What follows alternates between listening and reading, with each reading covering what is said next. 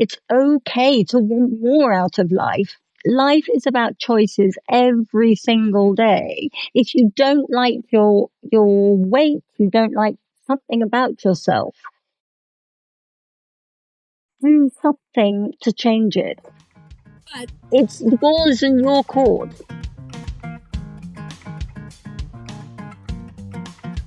Hi, everybody. It's Diane Gilman, formerly known as the Queen of Jeans, but now the proud host of my own podcast, named after my second book, Too Young to Be Old. Whoa, do we have a treat today?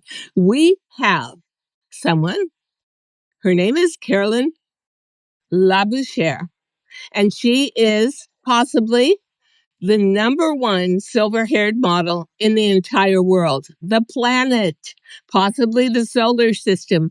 Born beautiful, but really came into being a superstar within her own realm of beauty, wellness, modeling, everything visual, everything about building confidence at the age of 50 plus. So, Carolyn, what a treat to have you. Wow. Well, thank you. What an introduction. It's I'm sure true. that only 50% of that is true, if that, but I'll take it all. Thank you. So, your beauty is truthfully something I think you have to be born with because you're so classically and powerfully beautiful. But you were a military wife and a mother of two. When did you put your striking looks and your determination to work? When did that all begin? I never felt beautiful. In all honesty, I didn't feel beautiful on my wedding day. I was not brought up to want to be beautiful. Even if I had wanted to, it wasn't the done thing. Um, Thick, strict English upbringing. And so I was told not to look in the mirror, for example, when I walked past a mirror. We didn't have phones that we were taking selfies all Of the course. time. So that was something to learn. But I think I can be beautiful now. I mean, you still wake up in the morning sometimes and think, but it is because I feel beautiful now, because I'm happy. And big thing for me, and in all honesty, I said I was going to be honest here, I had a brow lift about 8 years ago.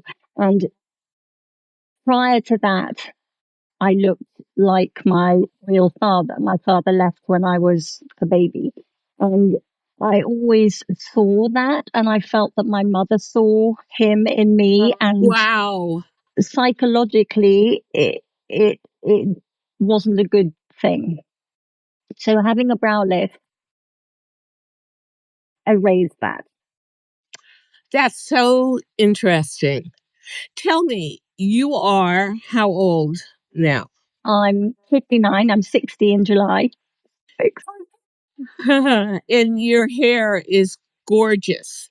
Now, for me, I came out of breast cancer. I dyed my hair the original color. It was auburn for my entire life. But when I came out of breast cancer, I didn't want chemicals like formaldehyde next to my scalp. So I decided also I was going to start my own podcast shortly.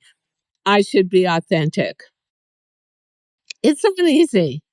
I don't You really, look fabulous. well, thank you. And I'm almost 80, but I just have to constantly, I feel like I've always got a machete and I'm hacking my way through a very confusing jungle of a lot of younger women's products that are not applicable to me. So, for instance, with your hair, did you any coloring at all to get those fabulous light gray streaks? This is natural. No, no, it's all natural, even the dark underneath. Yeah. Um, I would love to be completely white, but I guess it will come in time. I do get a hard time still. I get messages, I don't know if you do, saying, "Oh, you'd look 30 years younger if you didn't have grey hair."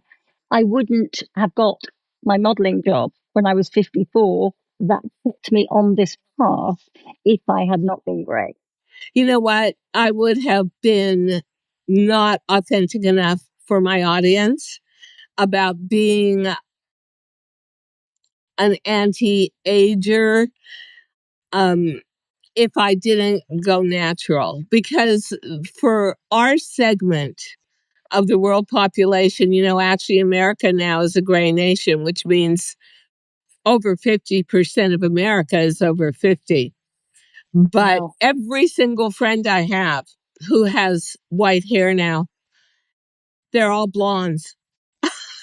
They're all California blondes. And everybody says, "Oh, I love your hair, Diane." And my answer is, "Well, then why don't you let your white show?" And the answer is, "I'm not ready for that yet." So, okay. So you're Martha Stewart and you're 83 and you're still a blonde. Great. Why is it that women, I get asked this question, I'm going to pass it on to you. Why do I let my hair go grey and yet I have Botox? So why do I look after my face and I don't want my face, I'm not trying to look younger, but I don't want to look older? Is that because I don't perceive grey as old? I'm with you. I mean, I get Botox. That's silly. I mean, to me, Botox, I use a red light device every night to give me more blood circulation. I use foundation and coverage, right? Um, I think because women have a much harder road to hoe aging than men do. We should be allowed those props without any commentary. And, it took me a long time before I trusted. It was like, why do I want to get anthrax in my face? This is ridiculous.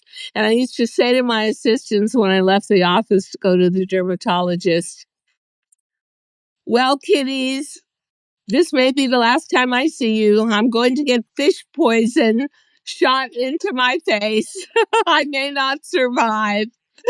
I think that those have become very, very standard operations for just looking your best. And I think that part of the problem is, and you might agree, because you live in a part of the world, the Emirates, where men are obviously dominant in society. But if we were 80 years old and we had a 20-year-old boyfriend and somehow had him father our child, we would get so much grief. But Robert De Niro can do it at 80 with a 23-year-old girlfriend. Al Pacino can do it at 83 with a 20-year-old girlfriend. So I'm all for every advantage I can get. I totally agree. Actually, I couldn't think of anything worse than having a baby at my time of my age. I'm waiting for grandchildren so I can be with them and then hand them back. But yes, I totally agree. It's very, very mixed. Is it getting better? Well, I think it's whatever part of the world you're in. And, I did a podcast for International Women's Day. And I talked about losing our rights and our privileges in America. And it was not a very popular podcast. Nobody wanted to listen to it. But when you see Roe versus Wade being taken away, and now there's a new law called the Comstock Act that was brought into power, I think, in 1800. And it basically says that a woman's monthly cycle can be monitored by the government And if you miss a cycle and suddenly, maybe a month later, it comes back again, you could be charged with the equivalent of murder. You will be, yeah, you can be monitored. It is the Handmaid's Tale. I was So, going to say exactly the same thing. It sounds like The Handmaid's Tale. so for those of us who were in America in the 70s, and who experienced the 1960s, which was the beginning of fashion freedom and female freedom and a voice, I find it very disappointing. And then on top of it all, to be an aging female, um, you've got to make all the opportunities for yourself. I mean, there's no one else that's going to, don't sit around and think it's going to happen. How did you You have to fight for everything. fight for And everything? it's you have to be relevant. You have to go to every event. You have to be seen.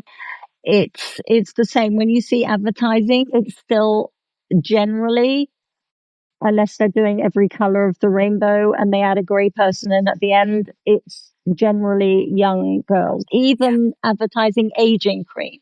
Yeah. Or, or for there's a million drug commercials on TV. So the essence I of know what getting you're going to say. older in America is you wind up taking 10,000 drugs a day to prop you up. And every time it's a silver fox with a blonde female who's thrilled to be with him, who's about Yeah, 25 years younger. It's never the other way yeah. around, and it's not ever really parallel and even. So, having a voice, having an image, being out there doing something. I think the thing for me that I find so fascinating, I didn't start in television until I was 48. That was tele-retailing, but it had an older audience, so it was perfect as an older personality. And then I stayed there for 30 years. Um, but then you get out into the real world where I was number one, everybody knew me, I was the queen of jeans, and then suddenly you sort of have to start all over again. But I'm having really, I love podcasting, having a really great time doing it and find it very stimulating, as you do in your career, constantly going to events, constantly meeting new people, hearing new ideas. So, when did you get into modeling and how did it happen?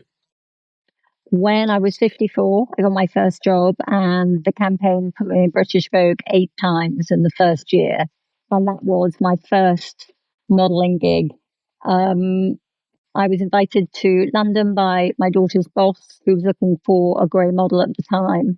And I honestly don't know what possessed me to think that I could do it. But it was amazing. And it was I want to do this. I love it. And prior to that, I'd always been scared of cameras. My mother hated cameras. If a camera turned to you, so you turned away from it. And where I got this idea from was, it was just, I guess, the right time, because it was a dream. Were you in editorial or were you in advertisement? Which one? It was an advertisement for a product called number one rosemary water, which was in the States too, I think. Now, I have to tell you, I'm with you. As a young girl, I thought I was so ugly. I have no photos of myself at all. I have very few pictures. Yeah, I hate, and it gets crazy because when people get interested in you, and as you know, if you were 18 or 20, there would be 10,000 models you'd be Yeah. competing against. But when you get Yeah. to be your age or my age and you're out there and you're being seen, it's a very, very reduced talent pool. And I don't know about you, I feel unbelievably fortunate to be part of it. Absolutely. And do you know what? I feel that you can sit down and talk to any one of those women. You are all so different because you've all had different life experiences and you've all got there a different way. Some people have been modeling since they were children and other people have started late. Generally are so different. We're either going to be liked or not liked by the casting people.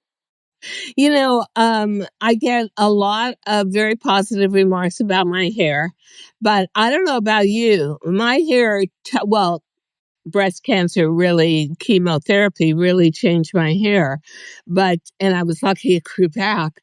But I find I have to go out and really, even though I go to this major shishi salon in New York City, they don't know how to take care of white hair. I'm one of the only customers that has natural hair. Everybody gets it colored. So I would go out and try and find shampoo, and you're going to die with laughter on this one. So, what is my number one? Because I'm going to ask you what your number one hair product is. My number one hair product is Dawn dishwashing liquid. What? Yeah. I put it all around my hair. They put it all around my hairline because I use an oil based makeup and it gets into the hair. Everything Yes, and it shows. turns it orange. So they use Dawn dishwashing liquid. That's Whose idea was that? uh, the owner of the salon, John Barrett. He knew the trick. And I don't know how he knew that trick. But he said, let's try it because there's a kitchen in the salon that makes lunch for everybody if you want it. And it worked. And so I think it's super hilarious that there's all these high end products, but the one that works the most is a dishwashing liquid. Now, I've No, hang shared on. more. No, we can't go on to me yet. We're on you. Do they just use it at the front? They use it all along the hairline. And And then they does this? It integrate. takes it back white. Yeah, it cuts through all the grease, right? That's what dishwashing liquid does. It cuts through the grease of food on plates, and so it cuts through the grease of the makeup, which is hilarious. And I think it becomes a barrier to not, when you're shampooing the hair, not let the makeup go all the way through because white hair, for all the drama of it, also I don't want to say, yeah, well, it stains very easily. So I'm going to It ask you, does. It does. do I you have find that yellow. too? Yes, I mean the heat, the sun, and if people use a heated tools on my hair, which I try not to do, I don't. Yeah. same goes yellow. Really? Mm. Also, in fact, Jack Martin says that it's also can be genetics, yellowing grey hair. Now, I don't know. My mother had hair more your color, but a streak of black down the middle. And I notice in the back of my hair now, I've got a black streak. It is so bizarre. Here's the deal to me, Carol, and I don't know if you would agree with me, but aging, if you look at aging in the right way, and if you become recognized or respected for how you age or who you are as you age, you can almost make an enjoyable game out of taking care of yourself and understanding how to be beautiful at any age. I don't know about you, but I'm always trying new products.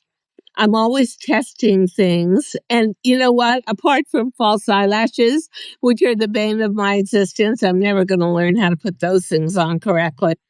Um, I'm really fascinated by creating an older version of beauty. I'm not looking, and neither are you, I think, to be 20 again, but to be the most beautiful you can be in the moment. So, dish it out, girl. Give me a beauty secret. Well, I use a product like Vaseline on my skin, and that is what I sleep in at night. It's uh, Avene, Avene, and it is just like Vaseline, but doesn't smell like Vaseline. So it's cheap as chips, and that's what I put on, and I sleep in that every night. Wow. And that for you is comfortable, that for you cuts down. Well, it's not. You have to get used to it because it's Uh-huh. sticky. But I have a silk pillowcase. I have the pillows that are safe, so you Yes. don't wake up with your face Yeah. crease. So I have my shaped pillow. I have a silk pillowcase on that, and I just change the pillowcase. Yeah, and silk is really good for your skin. Now, I for think so. Yeah. me, I can't use one. I just slide off of it every time. But yeah, I wind up flat on the bed. But I use a royal jelly oil from Hungary, from Budapest.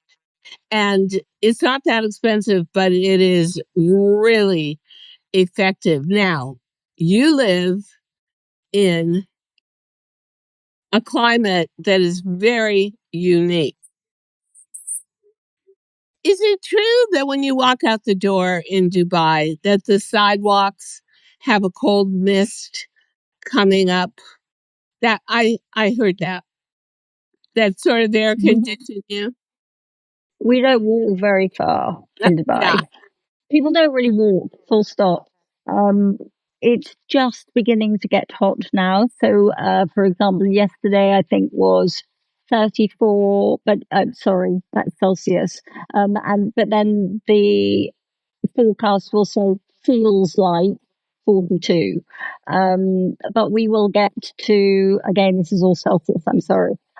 We will be getting to 50, 50 plus, which is it's not fun. But we have dogs. This is our home, and we just get on with it. It's like living in Canada with the snow. You go from your house to the car to the mall or to the hotel or wherever you're going. Everywhere has valet parking, and it's just a lifestyle.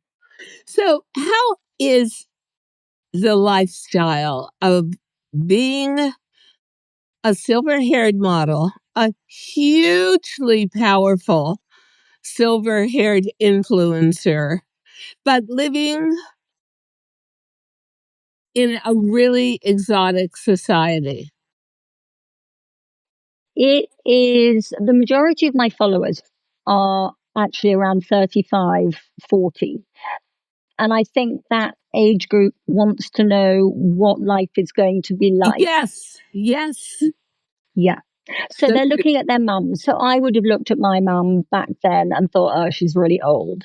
If you speak to the majority of people, their mothers are still mothering them. They haven't started existing for themselves. Yeah.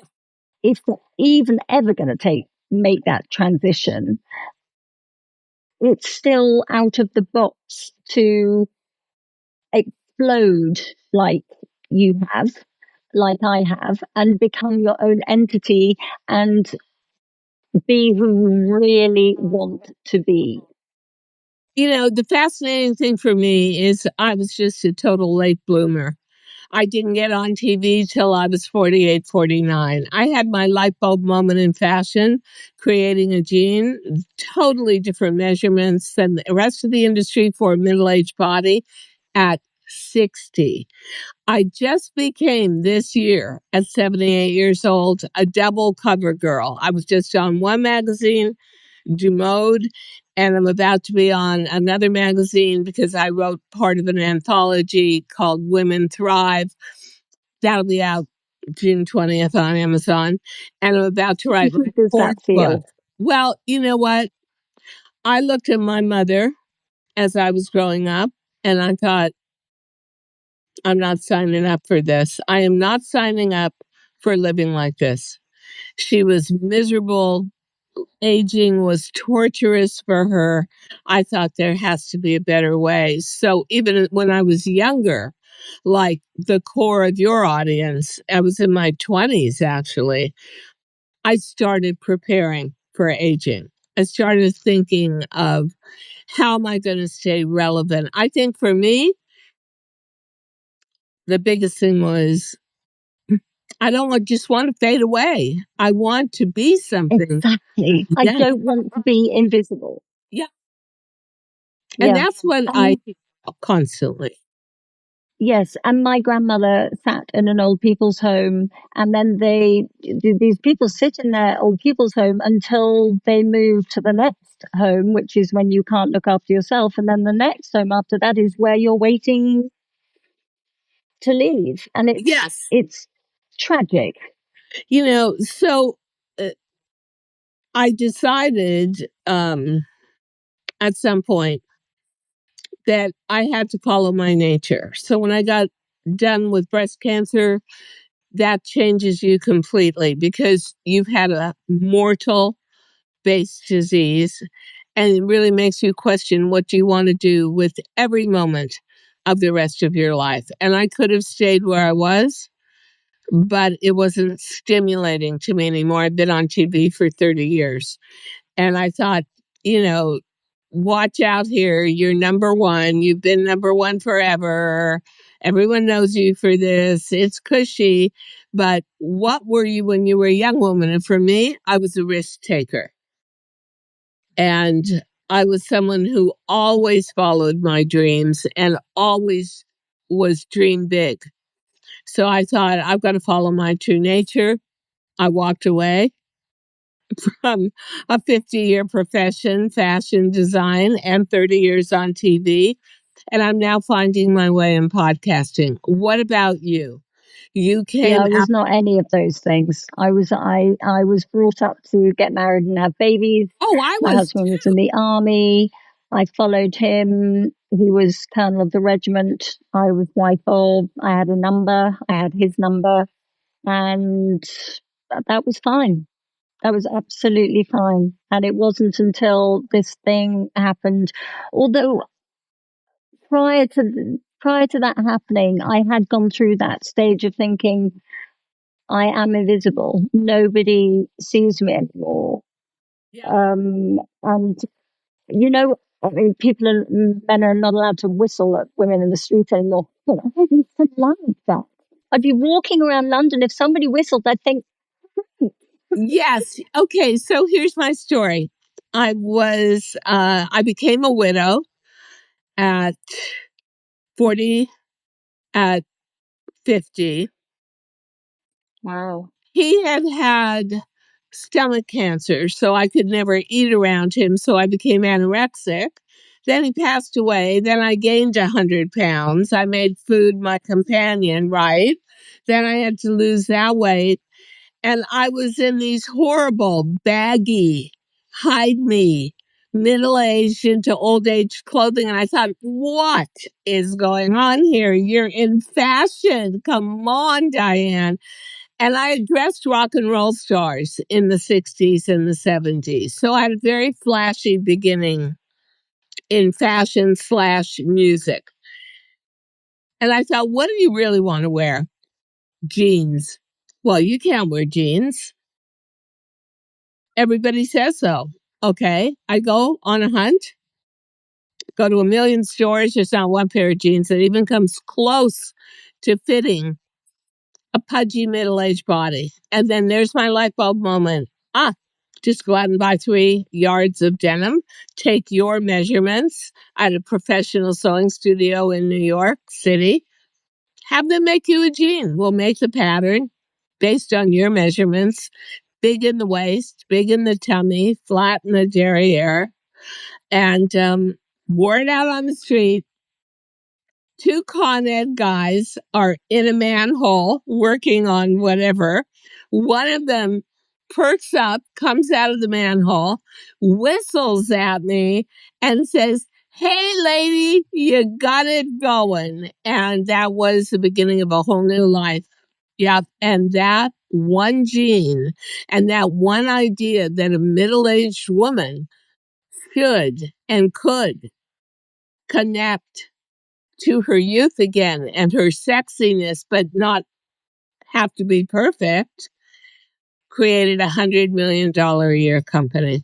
We just shot up. The need for women didn't even know they needed the product until they saw it, and then they went crazy for it. So I have to thank you because you have such a great image. And I don't know whether you look at your life this way or not, Carolyn, but you are doing all of us older girls a huge service in life, which is to teach the public that there is beauty after 50, 55, and for them not to give up hope, and that there are people like you and I who are beacons of light for them and say, hey, come on, we've got info for you. We've got hope for you. We're your cheerleaders, and try this and do this way. And I just, somebody just recently asked me for a speech I have to give, what would be my legacy? And I said, I would hope that women would remember me as their champion, that I Oh, that's did wonderful. something good for their life that they live with every day. So, in closing for this podcast, what would you say? What would you like to say to your adoring, no kidding, public? What would your legacy be? What would you think would be your number one purpose for how you're living your life right now, which is great, honestly. Fantastic. I want to meet more of my people. I love meeting them and talking to them, eye to eye contact, and still touching. I know we're not supposed to touch each other anymore, but yeah, big hug and just being happy and letting people know it's okay to want more out of life. Life is about choices every single day. If you don't like your weight, you don't like something about yourself, do something to change it. But It's the ball is in your court. yeah, I agree with that. But I think it's for people like you and I to give out enough information for women who are maybe not thrown into the fashion or the beauty industry and aren't as fully educated as we are. A new product coming every day. It's up to us to show them the way. And the one thing I would say, and I'm hoping you agree with me, is society teaches us that these are the throwaway years. You've had your children, you've served your purpose in society. Now go away somewhere. We're not interested in you anymore. You're just taking up space. I want No, we are women, disrupting. yes, we are disruptors as well as influencers. And I see these as the most precious years. This, oh, I want to make the most out of every minute. And honestly, getting to meet new people every day like you, Caroline Labouchere, is such a treat. I thank you so It much is, for being on my it is. podcast. I hope to get to meet you someday. I hope so. I would love to come to Dubai. I heard the that you're tired for about 2 weeks after you land, but you would, Well, yeah, you probably would be because it's probably, I don't know, was it 12, 9 hours change or something, time yeah, it's difference, crazy from America, or something like that. Yeah. but it's a But it place is to an be. amazing place. We've got the best food of anywhere and the safest place. You can put your Birkin on a table and it'll be there tomorrow. And the best shopping too. And the best That's shopping. oh come on, that's all I hear is oh my god, I went to Dubai. The shopping was just indescribable, and you are looking at a shopaholic here. So, Okay, we'll go. all right. So thank you so much. And please let's stay in touch, and we'll give all the Yes. information for how to contact you and follow you. And this was just wonderful. Thank you. Thank you very much. Thank you so much for listening to Too Young to Be Old podcast. The episode may be over, but the fun doesn't have to stop here. Find us on Facebook, Instagram, TikTok, and YouTube at The Diane Gilman, or visit our website, thedianegilman.com. If you like the show, leave us a rating or a review and subscribe so you don't miss the next episode. And until then, don't forget, age is just a number. Together, we'll prove that we are all too young to be old.